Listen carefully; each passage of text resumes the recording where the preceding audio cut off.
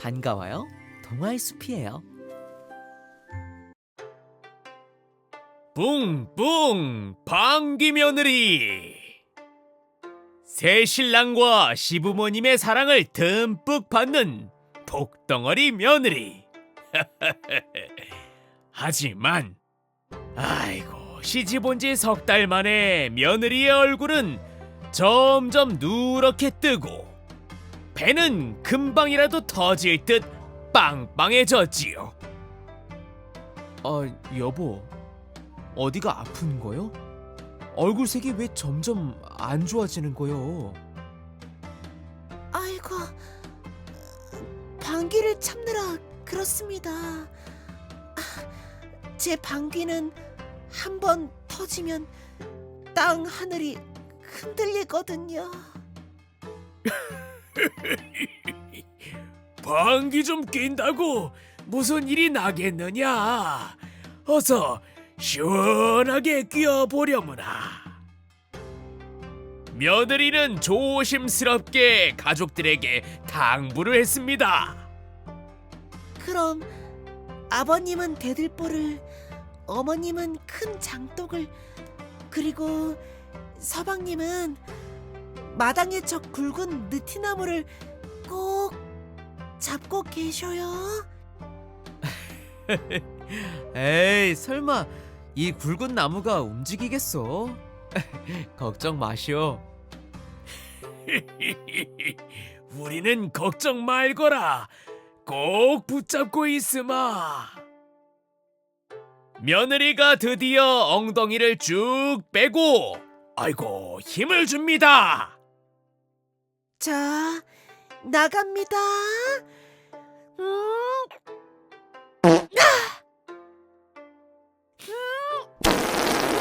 자! 자! 야! 하자! 야! 호조! 자! 방귀 한 방에 지붕 위에 기와가 춤을 추고 대들보를 잡은 시아버님은 깃발처럼 벌럭였어요. 장독을 아는 시어머님은 장독과 함께 마당을 뱅글뱅글 돌았고, 아이고, 나무를 잡은 남편은 다리가 공중에 뜬 채로 아이고 대롱대롱 매달렸답니다. 아이고, 이게 방귀냐 대포냐? 얘야, 앞으로는 방귀 뀌기 전에 꼭 시도를 주어야 한다. 알았지? 그날부터 이 집의 일상은 완전히 바뀌었어요. 며느리가 배를 움켜쥐기만 하면은 온 가족이 하던 일을 멈추고 각자의 안전 기둥으로 달려가 매달리는 진풍경이 벌어졌답니다. 이 소문은 담장을 넘어 마을 전체로 퍼져나가지요. 마침 이웃나라가 수만 명의 대군을 이끌고 쳐들어와 우리나라가 위태로워졌어요. 임금님은 밤잠을 설치며 고민 또 고민을 했습니다. 그때 한 충직한 신하가 아뢰었습니다. 전하, 저 아랫마을에 집도 날려버리는 위력을 가진 방귀를 뀌는 며느리가 있다고 하옵니다. 무엇이라? 사람이 방귀로 이 집을 날린단 말이냐? 큰 집을 통째로 날려버린다는 방귀를 가진 사람이 있다고. 당장 그 며느리를 모셔오너라. 임금님의 부탁으로 며느리는 우리나라를 지키기 위해 용감하게 전장으로 나갔습니다. 수많은 적군이 성벽 아래까지 몰려와 아주 고래고래 소리쳤습니다. 그때 며느리는 방귀를 뀌기 위해 배에 온 힘을 잔뜩 모았답니다.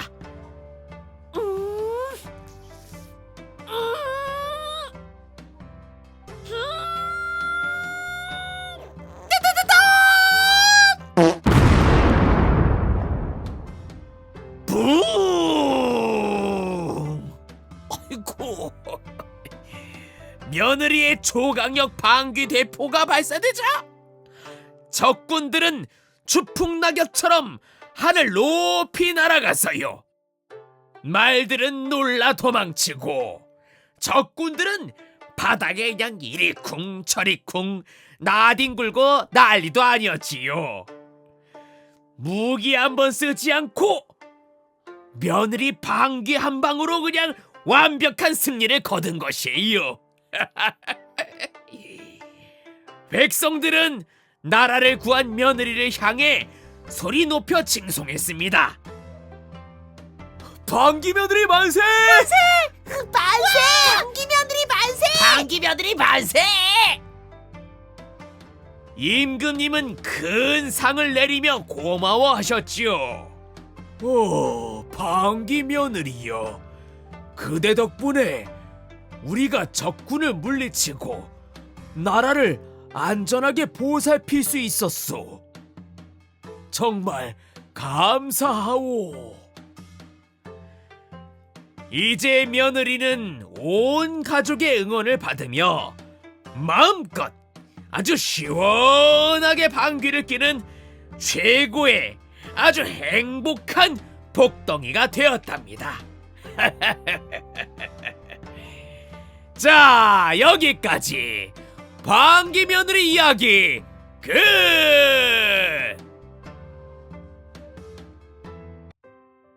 여러분 안녕하세요. 찬바람이 불면 더 생각나는 달콤한 팥죽 한 그릇. 오늘은 할머니의 소중한 팥죽이 만들어낸 기적 같은 이야기를 들려드릴게요. 모여봐요 동화의 숲. 지금 바로 시작합니다. 팥죽 할머니와 호랑이. 옛날, 아주 먼 옛날, 숲속 외딴 집에 인자한 할머니가 살고 계셨어요. 봄부터 여름까지 할머니는 허리를 굽혀가며 팥밭을 일구셨지요. 그런데 어느 날 산만한 호랑이가 나타났어요. 어흥! 할멈! 배가 고프니 할멈을 잡아먹어야겠다. 할머니는 눈물로 호소했어요. 아이고 호랑이야, 이 팥들이 여물어 동지 팥죽을 쏠 때까지만 기다려 다오. 마지막으로 맛있는 팥죽 한 그릇 쑤어 먹고 잡아먹히는 게 내 소원이란다. 호랑이는 팥죽 맛이 궁금해 승낙을 했지요. 좋다. 대신 동짓날 해가 지면 내 반드시 찾아오마. 으흥. 아이고, 그날부터 할머니는 팥밭에 물을 주며 매일 눈물을 흘렸어요. 밭이 한 알 한 알 여물 때마다 할머니의 근심도 깊어만 갔답니다.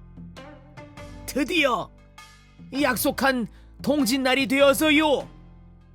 가마솥에는 진한 팥죽이 끓고 있었지만 할머니는 마당에 앉아 엉엉 우셨답니다. 그때 대문 밖에서 무언가 대구르르 굴러 들어왔어요. 바로 작지만 단단한 알밤이었지요. 할머니, 맛있는 팥죽 냄새가 진동하는데 왜 이렇게 서럽게 우셔요? 저에게 팥죽 한 그릇만 주시면 제가 도와드릴게요. 아이고, 곧 호랑이가 날 찾아와 잡아먹는다고 하더구나. 그게 너무 슬퍼서 운단다. 아이고. 할머니는 알밤에게 팥죽을 듬뿍 떠주셨어요. 알밤은 팥죽을 맛있게 먹더니 아주 중요한 작전을 제안했지요.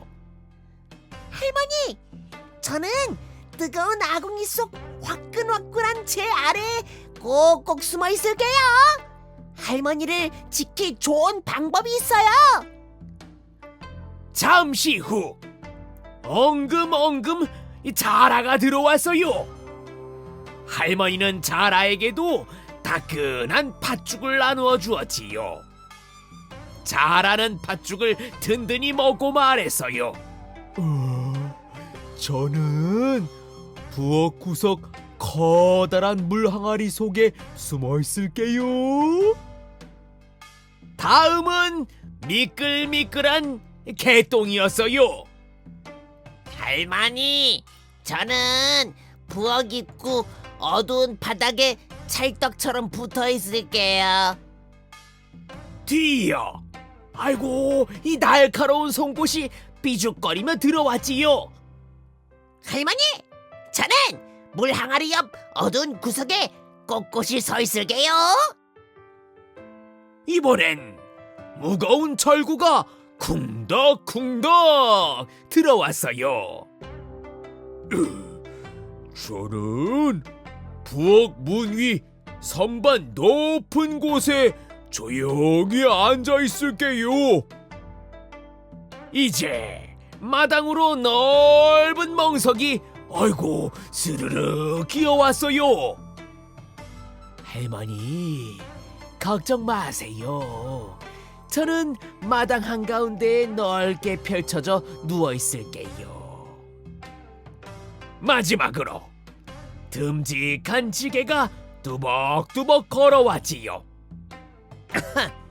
저는 마당 옆 감나무 아래 가만히 서 있을게요.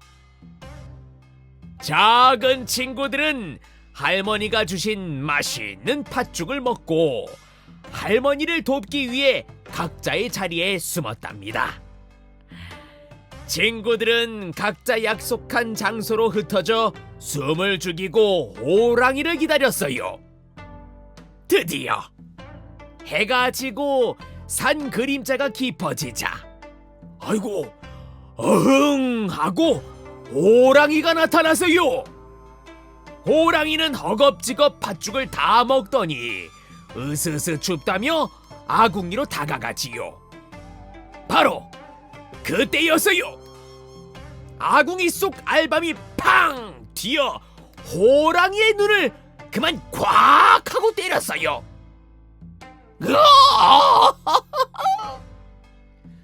알밤을 맞고 놀란 호랑이가 물 항아리에 손을 넣자 아이고 자라가 손가락을 그냥 꽉 물어버렸답니다.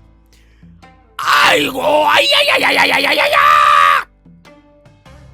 뒤로 넘어지던 호랑이는 개똥에 미끄러져 아이고 그만 송곳에 그냥 꽉 찔렸지요. 아이고 아야야야야야야야! 정신없이 문 밖으로 도망치려다 머리 위로 그냥 절구가 쿵! 호랑이 위로 그만 콱 하고 떨어졌지요. 호랑이 살려! 호랑이가 마당에 쓰러지자 멍석이 그냥 호랑이를 돌돌 말아버렸고 지게는 호랑이를 기다렸다는 듯이 그냥 이고지고 강가로 달려가 붕덩 던져버렸답니다. 안 돼!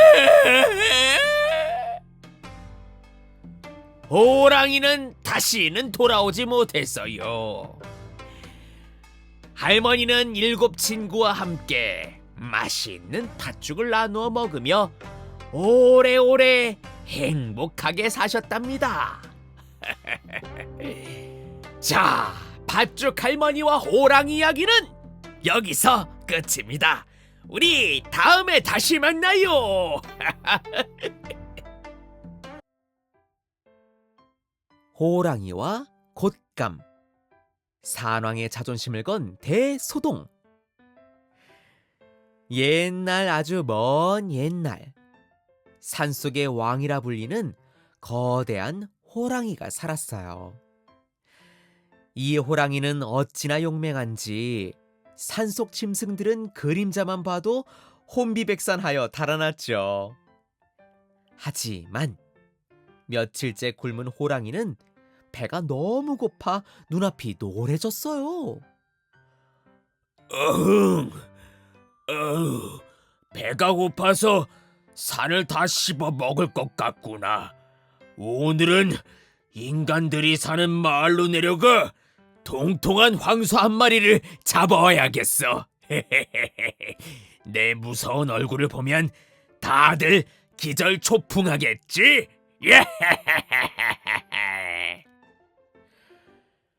호랑이는 꼬리를 살랑거리며 산길을 내려왔어요. 마을 입구에 도착하자 맛있는 냄새가 진동했죠. 호랑이는 어느 초가집 외양간 옆에 살금살금 숨어 기회를 엿보았답니다.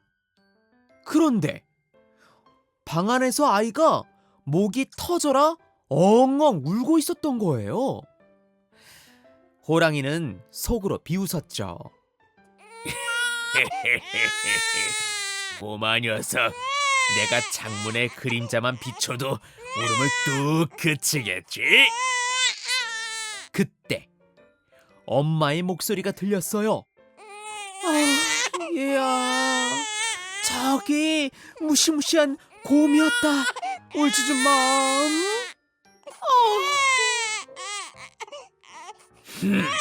곰 따위가 나랑 비교가 되나?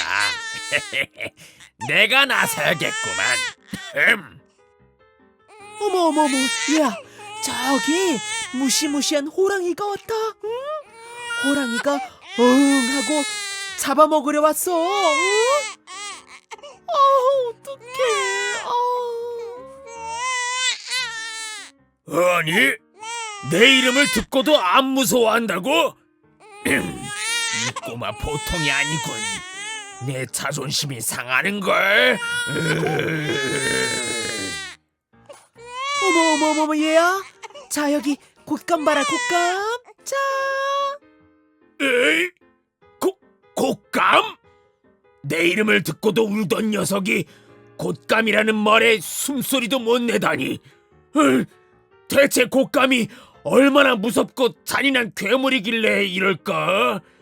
혹시 내 머리보다 더 큰 입을 가진 괴물인가? 호랑이가 곶감 생각에 벌벌 떨고 있을 때였어요. 마침 소를 훔치러 온 소도둑이 어둠 속에서 호랑이를 소로 착각하고 덥석 등에 올라탔어요. 호랑이는 그만 심장이 멈추는 줄 알았죠. 으아! 곶감이다! 곶감이 내 등에 올라탔다! 나를 한 입에 삼키려고 작정했구나! 호랑이는 곶감을 떼어내려고 미친 듯이 달리기 시작했어요. 담장을 넘고 논두렁이를 구르고 가시덤불을 통과했죠. 소도둑 역시 자기가 탄 게 호랑이인 줄 알고 살기 위해 더 꽉 매달렸어요. 산속은 그야말로 아비규환이었답니다. 아이고, 나 살려! 이 소가 왜 이렇게 빨라? 아이고, 왜 이렇게 빠른 거야? 아이고, 호랑이잖아! 아이고, 곶감 녀석 내 등가죽을 꽉 쥐고 놓아주질 않는구나. 제발 살려만 주세요.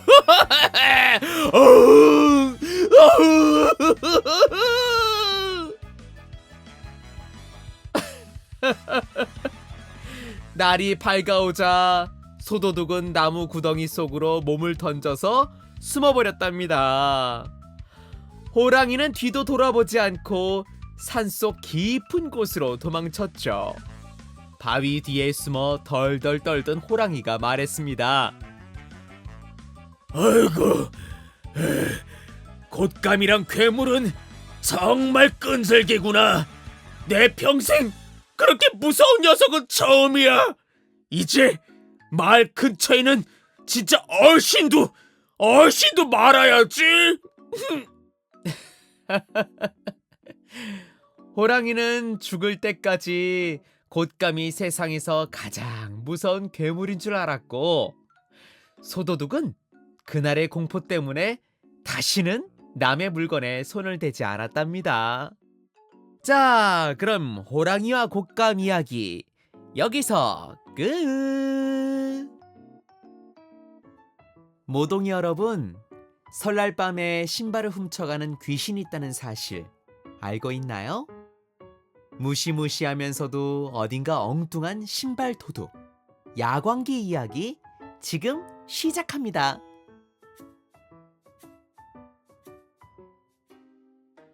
신발 도둑, 야광귀 이야기. 옛날 아주 오래전부터 내려오는 신기한 이야기가 있어요. 까치까치 설날이 지나고 어두운 밤이 찾아오면 저 높은 하늘나라에서 아주 특별한 손님이 내려온답니다. 그의 이름은 바로 야광귀예요. 야광귀는 몸에서 은은한 빛이 나기 때문에 밤에도 아주 잘 돌아다닐 수 있었죠. 그런데 이 귀신은 무시무시하게 사람을 괴롭히는 귀신이 아니에요. 오히려 아주 엉뚱하고 세상 모든 신발에 관심이 많은 신발 수집가였답니다. 야광귀는 1년에 딱 한 번 설날 밤에만 땅으로 내려올 수 있었어요. 그래서 1년 내내 하늘나라에서 이날만 손꼽아 기다렸죠. 올해는 어떤 예쁜 신발이 나왔을까? 야하! 내 발에 꼭 맞는 신발을 찾고 말 거야. 드디어 마을에 도착한 야광귀. 그는 살금살금 담벼락을 타고 집집마다 현관을 살피기 시작했어요. 하지만 야광귀는 아주 까다로운 귀신이었답니다. 이 신발은 너무 낡아서 구멍이 났잖아. 패스. 저 신발은 반짝반짝 예쁜데? 어디 한번 신어볼까? 자,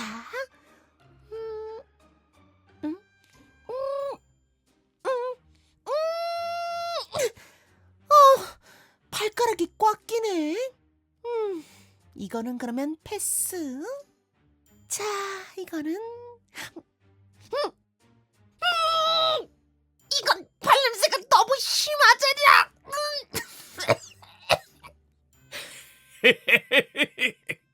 야광귀는 자기 발에 딱 맞는 신발을 찾으면 그걸 신고 하늘나라로 돌아가고 싶어 했어요. 하지만 발에 맞는 신발을 찾기는 쉽지 않았죠. 신발 주인은 1년 내내 운이 없다는 소문 때문에 사람들은 야광귀를 무서워했지만 정작 야광귀는 신발을 신어보느라 정신이 없었답니다. 마을 사람들은 이 엉뚱한 귀신으로부터 소중한 신발을 지키기 위해 머리를 맞댔어요. 마을에서 가장 나이가 많은 촌장님이 허허 웃으며 말씀하셨지요. 걱정들 말게. 야광귀가 신발을 못 가져가게 할 좋은 방법이 있다네. 야광귀는 무언가 새는 것을 시작하면 이 끝을 봐야 하는 성격이지. 자, 모두 집에 있는 이 채를 꺼내 담장에 걸어두게나.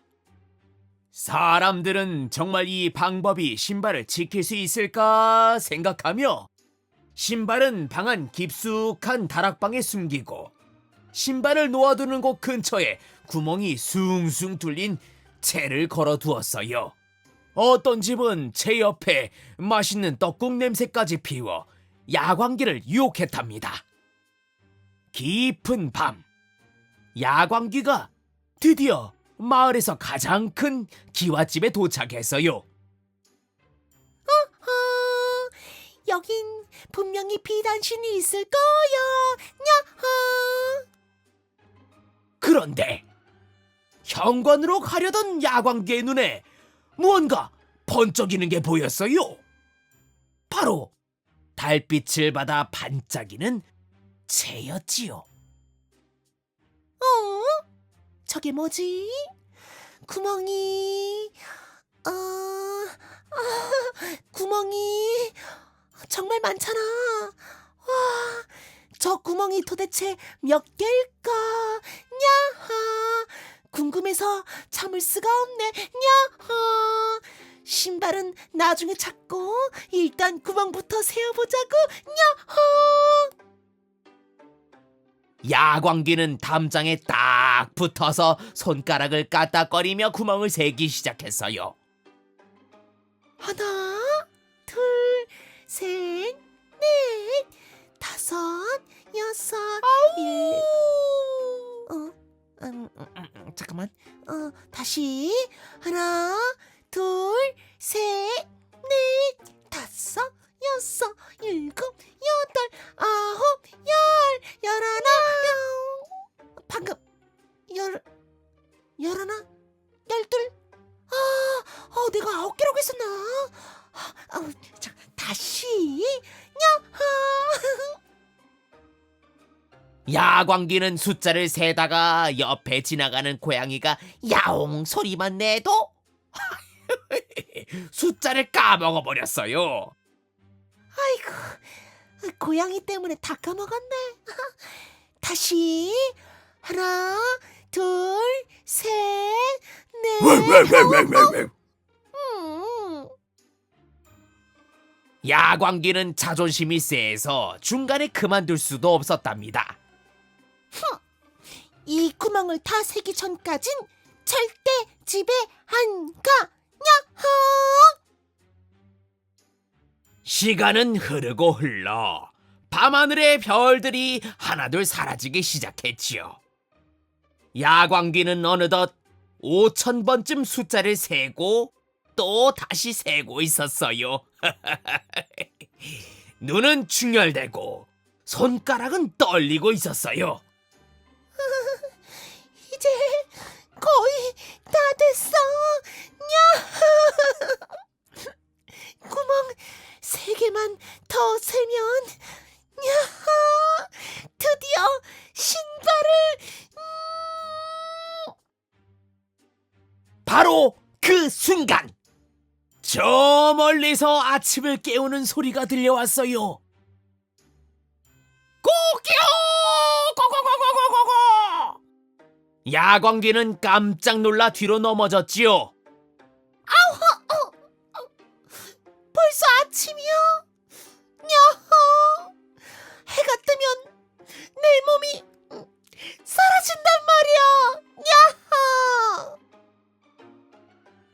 야광귀는 결국 신발 근처에도 가보지 못하고 내년에는 꼭 다 셀 거야 라고 소리치며 구름 위로 허겁지겁 도망갔답니다.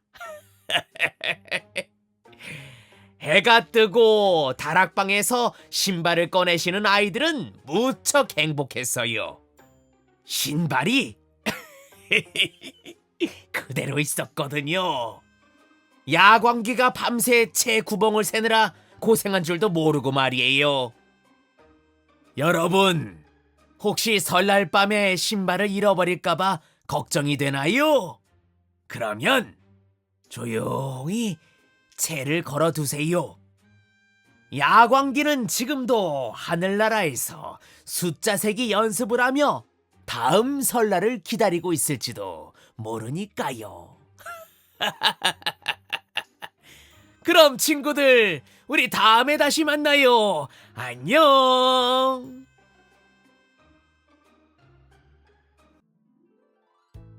삼신 할머니와 파란 점의 비밀. 와, 이것 좀 보세요. 세상의 모든 아기들이 태어나기 전 머무는 생명의 꽃밭이에요. 예쁜 꽃 봉오리들이 별빛을 머금고 살랑살랑 흔들리고 있죠. 이 예쁜 꽃밭을 정성껏 돌보시는 분은 바로 삼신 할머니예요. 하얀 머리카락을 비단처럼 길게 늘어뜨린 할머니는 매일 아침 커다란 물주개를 들고 아이들에게 사랑의 물을 주신답니다. 요 녀석들 오늘도 잘 잤느냐? 곧 세상으로 나갈 준비를 해야겠구나. 삼신 할머니는 아주 바쁘셔요. 이제 곧 세상으로 나갈 아이들에게 특별한 선물을 주셔야 하거든요. 할머니는 먼저 씩씩한 주황색 꽃 앞에 서셨어요. 요 녀석은 골목을 누비는 대장이 되겠구나. 할머니는 햇살 조각과 방울토마토 웃음가루를 아기의 볼에 톡톡 뿌려주셨어요. 할머니가 종아리를 주물주물 만져주시자 아기가 잠결에도 발차기를 슝슝 하며 깔깔 웃어댑니다. 그 다음은 차분한 파란색 꽃이에요. 할머니는 밤하늘의 별가루를 한 꼬집 꺼내셨죠. 오, 너는 세상에 궁금한 것들을 척척 알아내는 지혜로운 아이가 되거라. 할머니가 아기의 눈동자에 별가루를 넣자 눈이 보석처럼 반짝여요. 남의 이야기를 잘 듣는 커다란 귀도 조심조심 빚어주셨답니다. 이번엔 향긋한 보라색 꽃이에요. 할머니는 7빛깔 무지개 가루와 솜사탕 마음씨를 꺼내주셨어요. 너는 세상의 아름다움을 노래하고 그림으로 그리는 아이가 되렴. 할머니가 아기의 손가락을 길쭉하게 펴주시자 아기는 벌써 손을 휘저으며 춤을 추는 것 같아요. 마지막으로 하얀 꽃 봉오리예요. 할머니는 봄날의 따스한 햇볕과 민들레 씨앗을 가슴에 쏙 넣어주셨어요. 너는 아픈 친구의 손을 잡아주고 작은 풀꽃 하나도 사랑할 줄 아는 따뜻한 아이가 되거라. 할머니의 손길이 닿자 아기의 가슴에서 온화한 빛이 뿜어져 나왔어요. 삼신 할머니는 이렇게 아기들마다 각기 다른 재능을 선물해 주셨어요. 하지만 할머니가 가장 중요하게 생각하신 건 바로 건강과 행복이었답니다. 할머니는 모든 아이가 건강하고 씩씩하게 자라도록 정성껏 하나이 하나이를 빚으셨어요. 똑똑한 아이도, 씩씩한 아이도, 예술가 아이도, 사랑이 많은 아이도 할머니에겐 모두가 세상에서 가장 소중한 꽃이었죠. 너희는 모두 특별하단다. 각자만의 예쁜 빛을 가지고 행복하게 살아야 한다. 알았지? 자, 이제 세상으로 내려갈 시간이에요. 그런데 한 아기가 할머니 무릎에 얼굴을 묻고 칭얼거리기 시작했어요. 안 갈래요. 여기가 좋은데 세상은 너무 무서워 보여요. 아기는 할머니의 손을 꼭 잡고 놓아주질 않았죠. 그러자 할머니가 아기의 눈을 맞추며 아주 다정하게 말씀하셨어요. 아이고, 걱정 말거라. 세상에는 너를 아주 많이 사랑해줄 엄마와 아빠가 계신단다. 지금 이 순간에도 너를 너무나 간절히 기다리고 계셔. 너는 그분들에게 세상에서 가장 큰 선물이 될 거야. 할머니의 따스한 말에 아기도 조금씩 용기가 났나 봐요. 하지만 쑥스러워 머뭇거리자 할머니가 팔을 걷어붙이셨어요. 아이고, 자, 이제 진짜 갈 시간이다. 할머니는 커다란 손바닥을 번쩍 드시더니 아기의 엉덩이를 향해 찰싹 하고 힘차게 밀어주셨어요. 아기는 깜짝 놀라 엉덩이를 문지르며 구름 사이로 슝 날아갔답니다.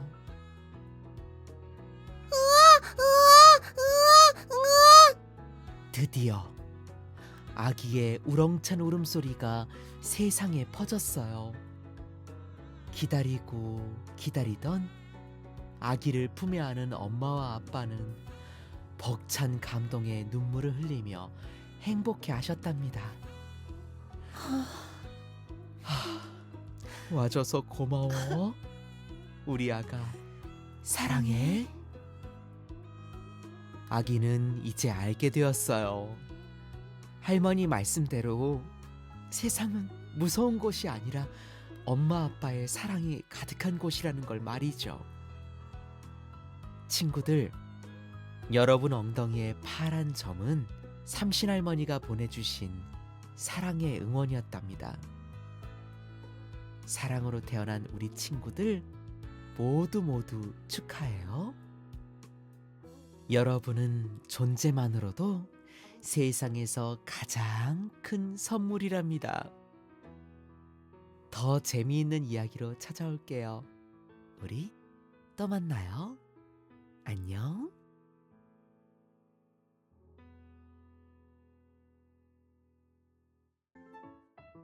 우리의 띠 12간지 이야기.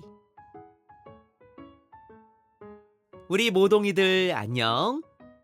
여러분은 무슨 띠인가요? 토끼띠? 아니면 용띠? 그런데 왜 사람마다 동물이 다른 걸까요?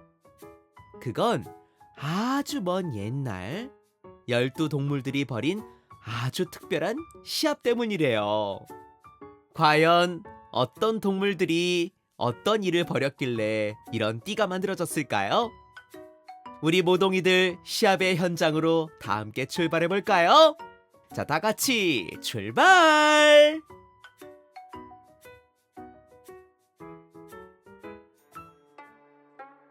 우리의 띠 12간지 이야기. 옛날, 아주 먼 옛날, 구름이 반짝이는 하늘나라에 임금님이 살고 계셨어요. 어느덧 한 해가 저물고 새해를 맞이할 준비를 하던 임금님은 한 가지 고민에 빠졌답니다. 호호, 세상을 지켜줄 12마리의 대장동물을 뽑아야 할 텐데 누가 가장 지혜롭고 용기 있는지 어떻게 알 수 있을까? 임금님은 커다란 방을 붙였어요. 설날 아침 가장 먼저 강을 건너 도착하는 순서대로 12대장을 정하겠노라. 친구들, 어떤 동물이 가장 먼저 도착할 것 같나요? 토끼? 아니면 사자? 아, 사자는 10이 간지에 없네요. 자, 그러면 어떤 일이 벌어졌는지 우리 다시 한번 가볼까요? 이때 지금과는 다르게 아주 단짝이었던 고양이와 쥐가 살고 있었어요.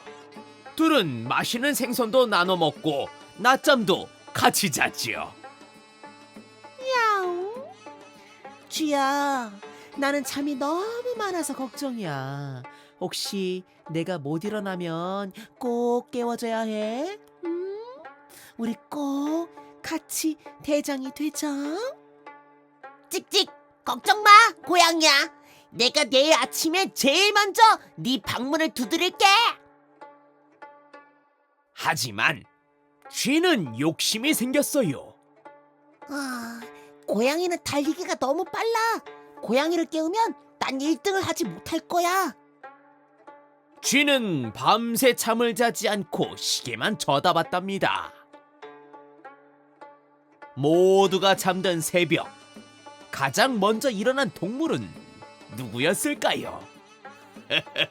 바로 소 아저씨였어요.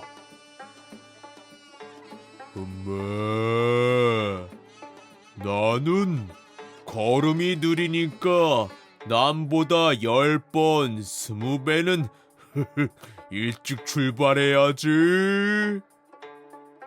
소 아저씨가 두벅두벅 길을 나서는데 숨어있던 쥐가 갑자기 나타났어요.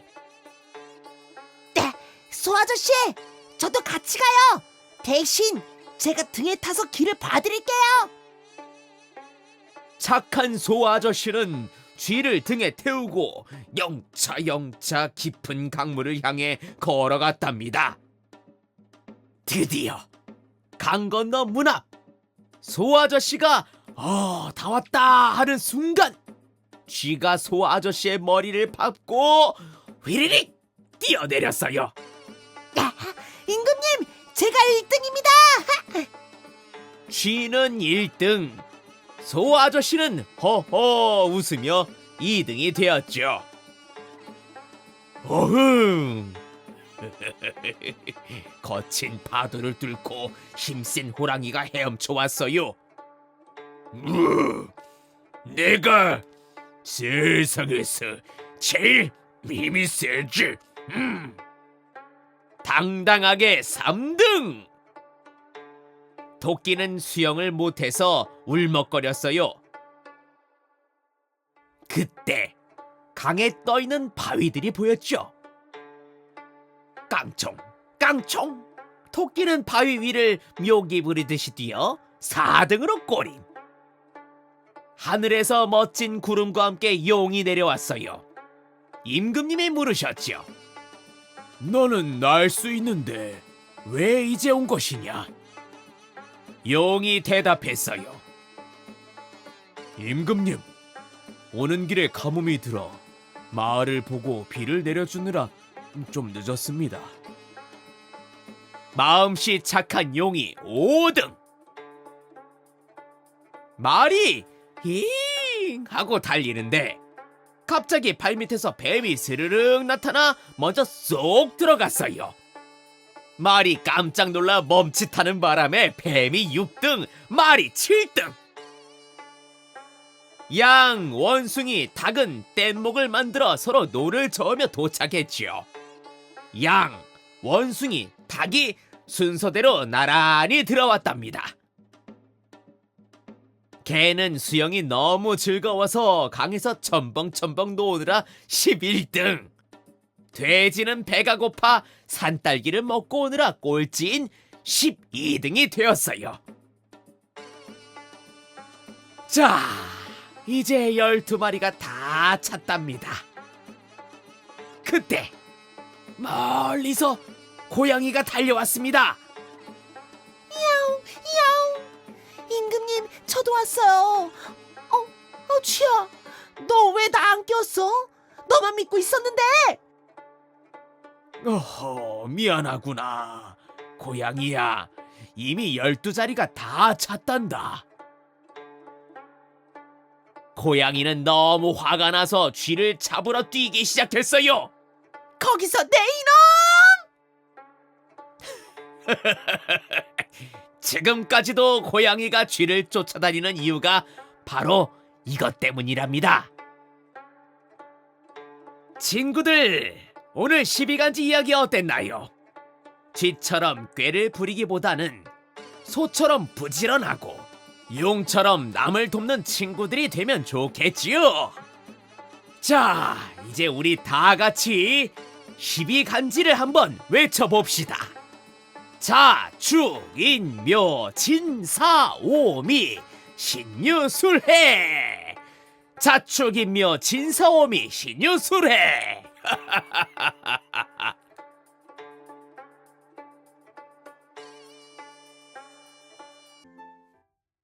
훈장님과 꿀단지.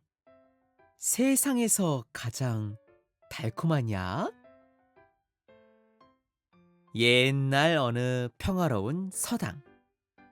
이곳엔 엄격하기로 소문난 훈장님이 계셨어요. 하지만 훈장님에겐 아무도 모르는 비밀이 하나 있었죠. 바로 세상에서 꿀을 제일 좋아하신다는 거예요. 요 녀석, 냄새만 맡아도 기운이 솟는구나. 하지만 아이들에게 들키면 순식간에 사라지겠지. 절대 안 돼. 훈장님은 아이들이 글 공부에 집중하는 사이 벽장 깊숙한 곳에 커다란 꿀단지를 숨겨두고 혼자서만 몰래 쩝쩝 소리를 내며 드셨답니다. 그러던 어느 날 입가에 꿀을 묻힌 채 아이들에게 그만 들켜버리자 훈장님은 깜짝 놀라 시치미를 뚝 떼며 말씀하셨어요. 얘들아, 이거는 꿀이란다. 아주 아주 무서운 독약이지. 어른들은 먹으면 약이 되지만 어린애가 한 입이라도 먹으면은 그 자리에서 쓰러지는 아주 무서운 약이지. 절대로 손대면 안 된단다. 훈장님이 이웃마을 잔치에 가신 어느 날이었어요. 꾀돌이 제자가 친구들을 불러 모았죠. 얘들아, 훈장님이 드시는 게 진짜 독약일까? 내가 목숨을 걸고 한번 확인해 볼게. 안 돼. 먹고 정말 큰일 나면 어떡해. 하지만 냄새가 너무 달콤한걸. 자, 딱 한 입만, 한 입만 먹어볼게. 자, 간다.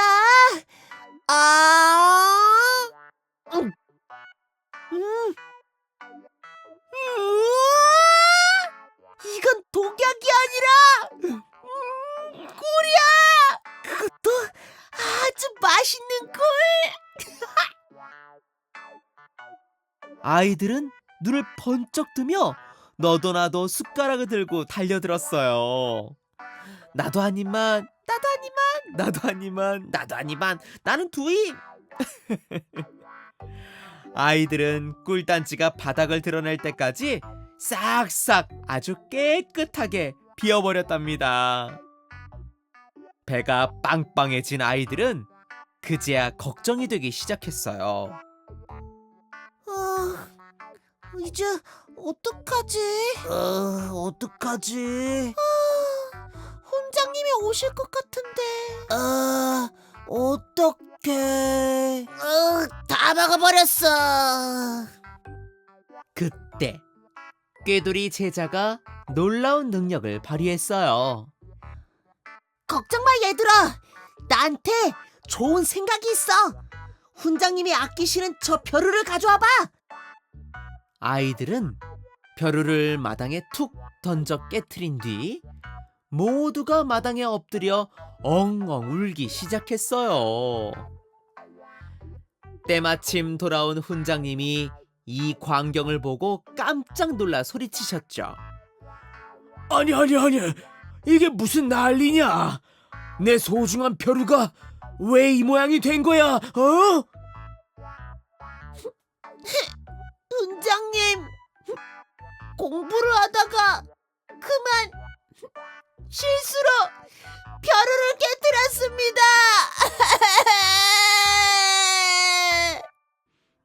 너무 죄송하고 무서워서 차라리 죽음으로 사죄하겠다는 마음으로 훈장님이 말씀하신 그 무서운 독약을 다 먹어버렸는데 어찌된 일인지 죽지가 않습니다.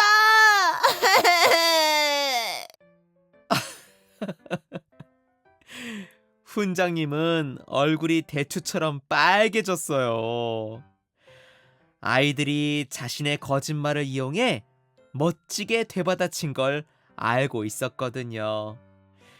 자기가 한 말이 있으니 화를 낼 수도 없었죠.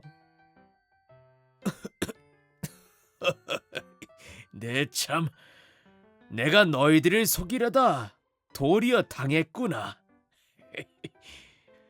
그래, 그건 독약이 아니라 아주 맛있는 꿀이었단다.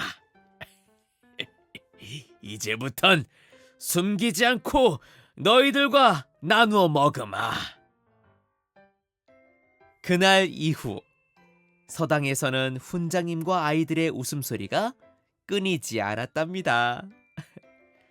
훈장님은 더 이상 혼자 꿀을 숨기지 않았고 아이들은 정직하고 지혜롭게 자라났답니다.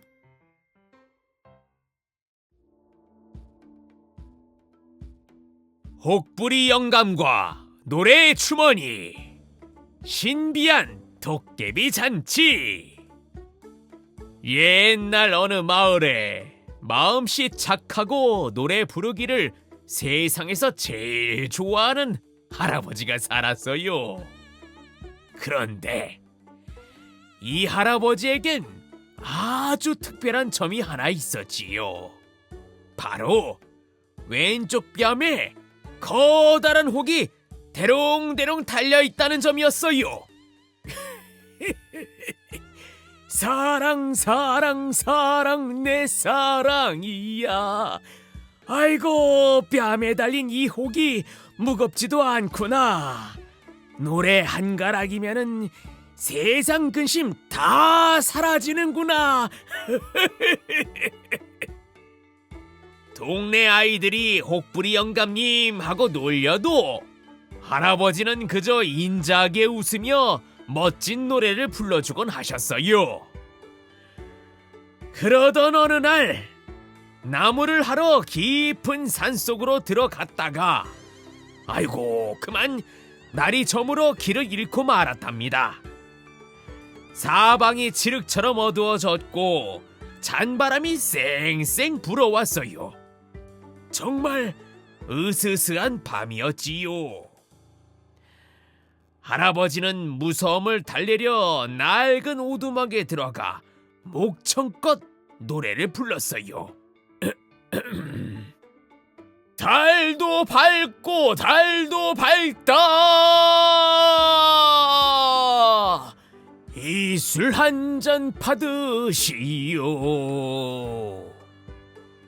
그때였어요. 낡은 문이 부서질 듯 열리더니 불이 달리고 도깨비 방망이를 든 도깨비들이 우르르 들이닥쳤어요. 이봐 영감, 방금 그 기막힌 노래소리는 대체 어디서 나오는 건가? 어찌 그리 노래를 잘해? 아유, 그게 말입니다. 바로 이 뺨에 달린 혹에서 노래가 술술 나옵니다. 이게 바로 세상에 하나뿐인 노래 주머니랍니다. 할아버지는 위기의 순간에 엄청난 기지를 발휘해 대답했어요. 도깨비들은 눈을 번쩍이며 신기해했지요. 뭐라? 이 혹이 노래 주머니라고? 그러면 내 방망이를 줄 테니 그 주머니를 나에게 팔게. 팔게.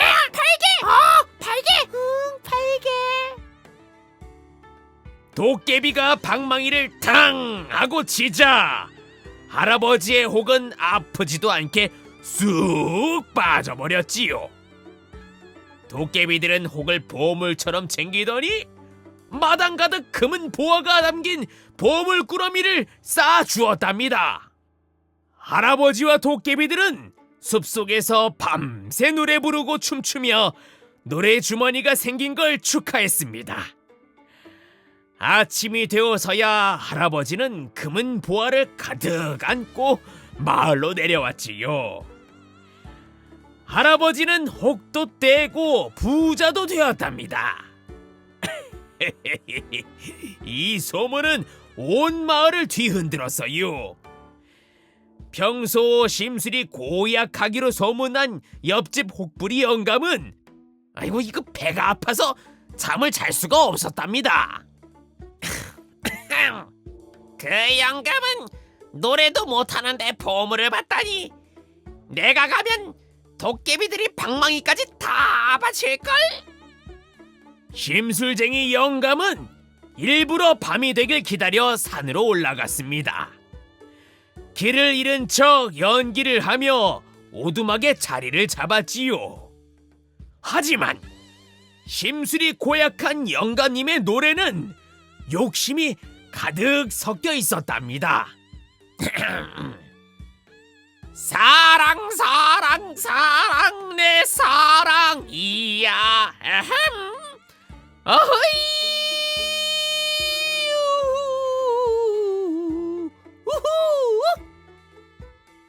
저 멀리서 왁자지껄 떠드는 소리가 들리더니 곧 문이 벌컥 열렸어요. 지난번에 내가 그 노인네한테 속았다. 혹을 가져간 노래를 시켜보니 소리 하나 안 나더란 말이다. 그런데 오늘 또 새로운 혹을 팔러 온 놈이 있나 보네. 에? 아이고 도깨비님들, 제 혹은 진짜 혹입니다. 진짜 노래 주머니예요. 이번엔 진짜니까 요거 어서 떼가세요. 네? 화가 머리끝까지 난 도깨비들은 방망이를 거꾸로 휘둘렀어요.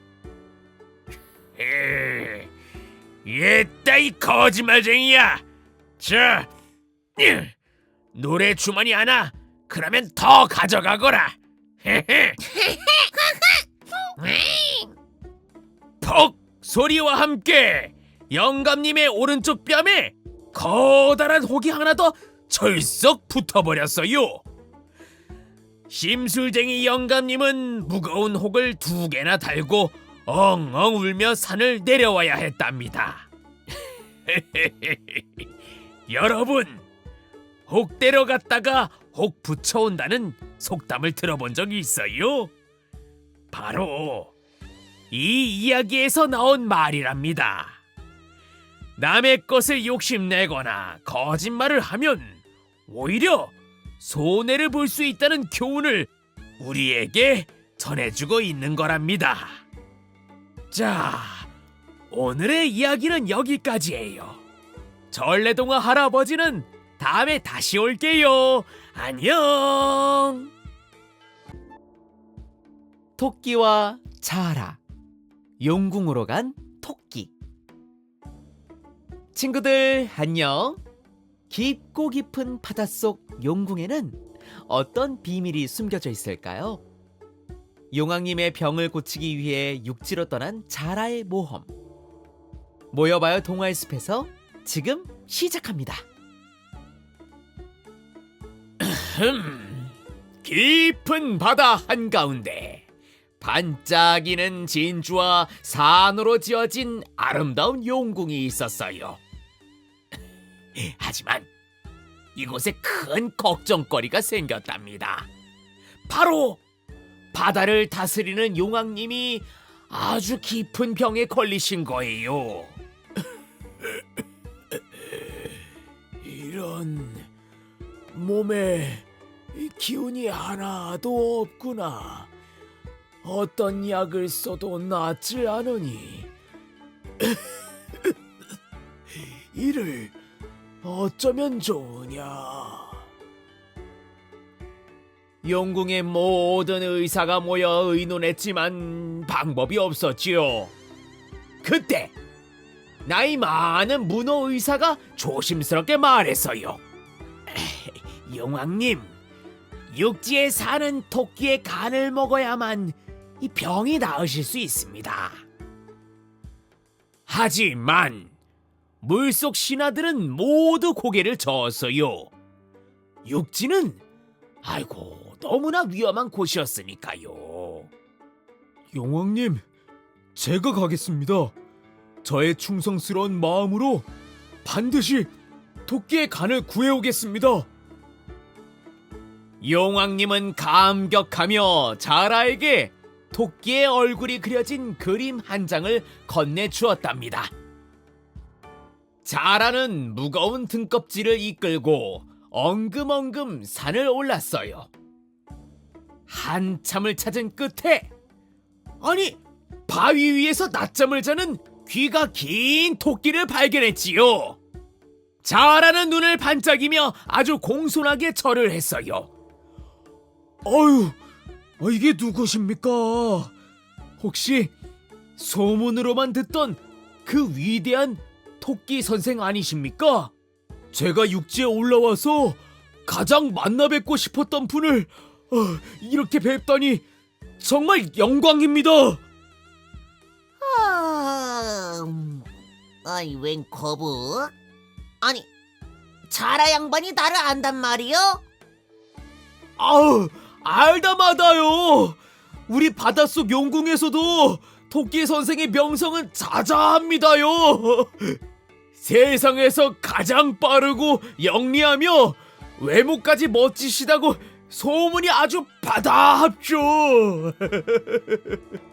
용왕님께서도 육지의 토끼 선생은 참으로 대단한 인재로다 하며 늘 칭찬하신답니다. 어허, 바닷속까지 내 소문이 났다니 이거 참 쑥스럽구만. 그래서 말입니다. 저기 토끼 선생, 이렇게 귀한 분이 왜 이런 험하고 좁은 산에만 계십니까? 저와 함께 용궁으로 가시지요. 그곳에 가시면 높은 벼슬은 물론이고 매일 맛있는 음식이 가득한 잔치가 열립니다. 진주와 보석으로 장식된 방에서 편안히 지내실 수 있는데 이곳에서 풀뿌리만 뜯고 계시다니 너무나 안타깝습니다. 자라의 끊임없는 감언 이설에 토끼는 마음이 완전히 흔들리고 말았어요. 그래, 용궁에 가면 내가 왕 대접을 받겠구나. 토끼는 기쁜 마음으로 자라의 등에 올라탔고 둘은 푸른 바다를 향해 출발했답니다. 용궁에 도착하자마자 수많은 물고기 병사들이 토끼를 애워쌌어요. 토끼는 깜짝 놀라 뒷걸음질 쳤지요. 용왕님이 엄한 목소리로 소리쳤어요. 어서 저 토끼의 배를 갈라 간을 내오거라. 그래야 내 병이 나을 것이다. 속았다는 것을 깨달은 토끼는 가슴이 그냥 두근두근두근 거렸지만 이대로 죽을 수는 없었지요. 토끼는 눈을 크게 뜨고 당당하게 외쳤어요. 아니, 용왕님! 그걸 이제 말씀하시면 어떡합니까? 제 간은 너무나 귀해서 평소에는 꺼내어 깨끗한 바위 위에 널어둔단 말입니다. 용왕님과 자라는 깜짝 놀랐어요. 아니 뭐라고? 간을 두고 왔다고? 토끼는 능청스럽게 말을 이어갔지요. 지금 당장 육지로 돌아가면 제 간을 가져올 수 있습니다. 서두르지 않으면 다른 동물이 먹어버릴지도 몰라요. 용왕님은 토끼의 말을 믿고 자라에게 다시 토끼를 육지로 데려다 주라고 명령했어요. 육지에 발이 닿자마자 토끼는 깡충깡충 껑충껑충 숲속으로 도망치며 크게 웃었답니다. 이 미련한 자라야! 세상에 간을 꺼내놓고 다니는 동물이 어디 있느냐? 나의 기지 덕분에 목숨을 구했구나. 잘 가거라. 자라는 허탈한 마음으로 바다를 바라봤어요. 비록 토끼의 간은 얻지 못했지만 자라의 정성에 감동한 산신령님이 나타나 용왕님의 병을 고칠 신비한 약초를 선물해 주었지요. 그래서 자라는 기쁜 마음으로 다시 용궁을 향해 헤엄쳐 갔답니다.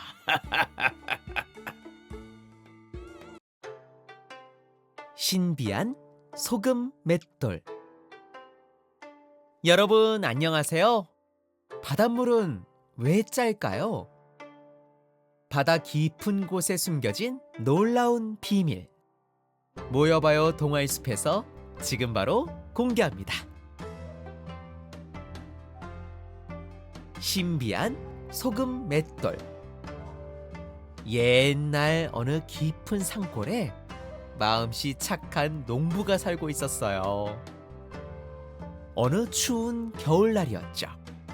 농부는 홀로 계신 어머니를 따뜻하게 해드리기 위해 땔감을 구하러 깊은 산속으로 들어갔답니다. 한참 나무를 하던 농부는 바위 뒤에서 가냘픈 신음소리를 들었어요. 달려가 보니 머리가 하얀 할아버지가 커다란 바위 틈에 다리가 끼어 꼼짝도 못하고 계셨죠. 추위에 몸이 꽁꽁 얼어붙은 할아버지를 본 농부는 망설임 없이 자신의 겉옷을 벗어 덮어드렸어요.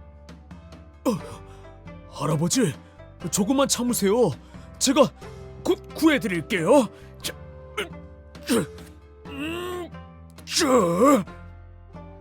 온 힘을 다해 바위를 밀어냈어요. 마침내 할아버지를 구출한 농부는 할아버지를 등에 업고 험한 눈길을 헤쳐 자신의 집으로 모셔왔답니다.